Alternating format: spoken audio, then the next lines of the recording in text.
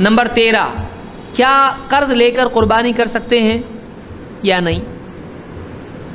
یا دوسرے سوال میں، کیا قربانی کے لیے قرض لینا چاہیے؟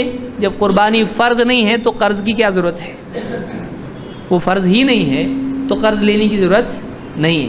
لیکن اگر کوئی چاہتا ہے میری تمنا ہے، میں زندگی بھر غریب رہنے والا ہوں، ایسا لگتا ہے تو میں قرض لے کر قربانی کرنا چاہتا ہوں تاکہ مجھ کو نیکی ملے قربانی کی، اگر کوئی آدمی ایسا چاہتا ہے تو کیا وہ قرض لے سکتا ہے؟ تو اہل علم نے کہا ہے کہ اس کے لیے جائز ہے، کوئی حرج نہیں ہے، وہ گنہگار نہیں ہوگا، اس کی قربانی صحیح ہے اگر وہ قرض لے کر ایسا کرتا ہے۔ اسی لیے شیخ بن باز کہتے ہیں وَلَا حَرَجَ أَن يَسْتَدِينَ الْمُسْلِمُ لِيُضَحِّيَ إِذَا كَانَ عِنْدَهُ قُدْرَةٌ عَلَى الْوَفَاءِ۔ کسی مسلمان کے لیے قرض لینا قربانی کے لیے اگر اس میں طاقت ہو قرض لوٹانے کی تو اس کے لیے کوئی مسئلہ نہیں ہے، کوئی حرج نہیں ہے، وہ کر سکتا ہے، اس کے لیے کوئی منائی نہیں ہے، اس کے لیے کوئی منائی نہیں ہے۔